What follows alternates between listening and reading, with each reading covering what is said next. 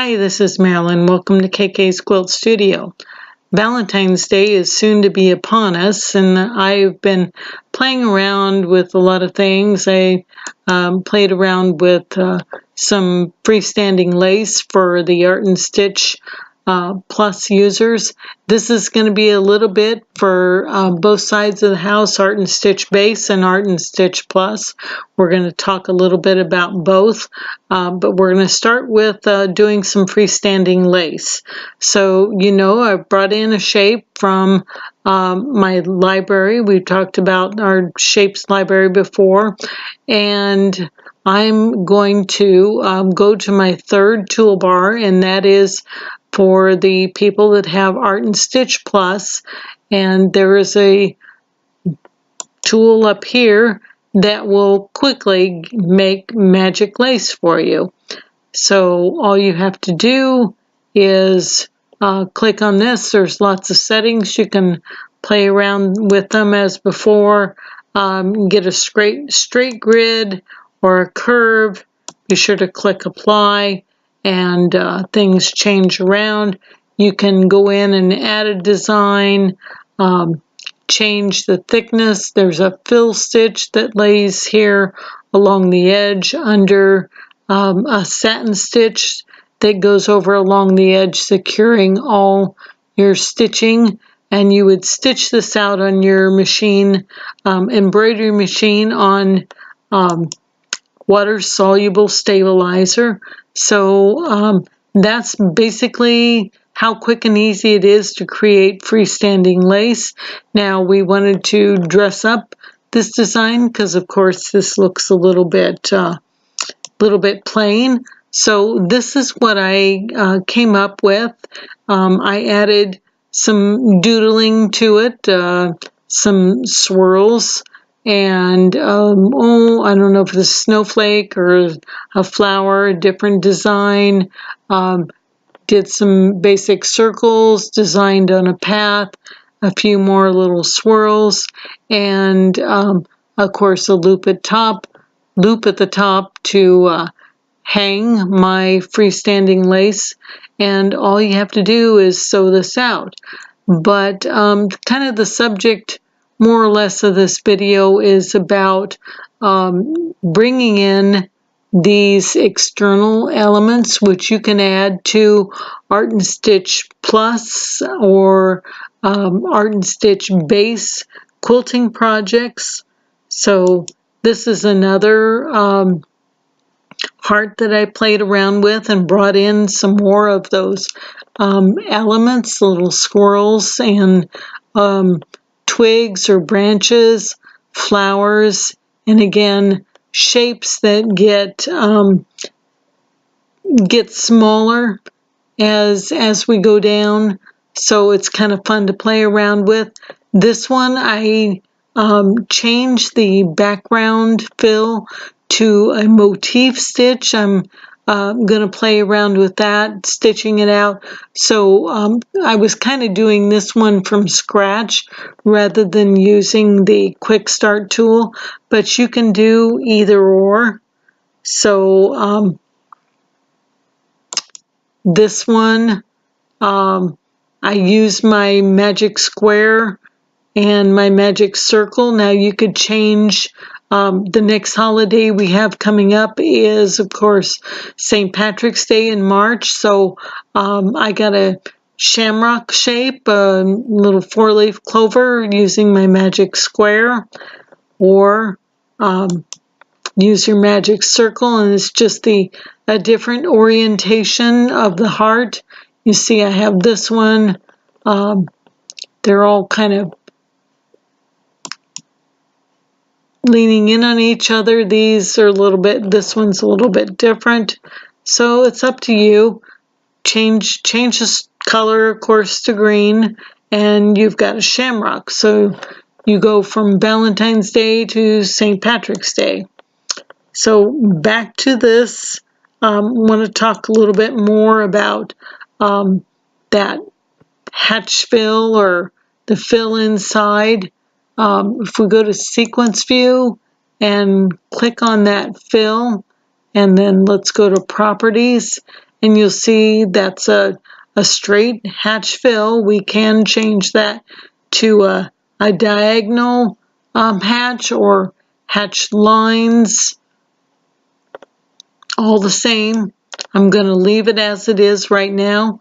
We can change the pattern style. Let's change it to a wave and then click apply. And if we go up to our select tool, you see I get a line of inclination, and I can, you see there's two nodes here. I can change the position of those nodes or move the handles. They have little handles that I can change, and if I click anywhere off, you see that gives a more accented pattern to my my swirl, my wave stitch. So play around with that and add in your little accents, your elements, and you'll be able to come up with something. But adding elements, of course, is what I'm going to be talking about in this. I have a class coming up on Friday, February 2nd, that I'm going to talk about adding external artwork elements into your design. Whether you're creating an embroidery design or a new quilting design. Here's a flower, is playing around with some of the petals, form them into leaves, and this is, I'm going to talk about how you can get these elements, how I designed them. This is a free graphic program that I brought these elements in from, and played around with the drawing and positioning, and I thought this one kind of looked like waves, or maybe a rooster's tail. If you flipped it over, could you see attaching a rooster design to that? But it's fun to play with different shapes and imagine what you could come up with. This one I turned into a look kind of like an ocean wave design. It looked like waves crashing and bubbles, and so I came up with this quilting design, and then I turned on my, you see part of this in the background is grayed out. My main design here is the darker design in the front. I turned on my interlocking preview.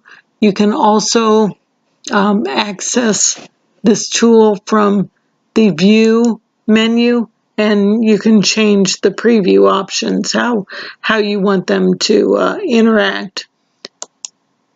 So that's a design that I came up with using these three leaves that I'm modified from a flower. So you never know what you're going to come up with, and that's what we're going to play around with in the class. You have several programs on your computer probably already if you have a Windows-based computer, and I'm going to talk about that. So you do need to be fairly comfortable with Windows programs, and of course very comfortable with your art and stitch skills. So this is probably a more advanced class. We'll also be talking about how you can clean up images that you find out there on the internet, and you just need to make sure that they're free or for your personal use only, so you can change a bitmap images into scalable art. And we'll talk about taking just basic shapes, and this is called interpolating. So the program will take you from a square and change it all the way over to a circle, and these shapes would be fun to, separate out, because you see they are all separate images, and wouldn't they be fun to play with and something you have coming up? So I hope that you will join me on Friday or whenever you get the chance. The class will be a recorded class and it'll be available to you anytime you're ready. And more information can be found down below. It's on my website under my class page. And I hope before you go, you'll give this video a thumbs up so that I know that you are enjoying my videos and want to see more. If you haven't already, be sure to subscribe to my YouTube channel. Just click the subscribe button down there to the right under the video. And if you want to contact me, if you have more questions about the class, just drop me a line. All the contact information is down below. So thanks for joining me today and happy sewing.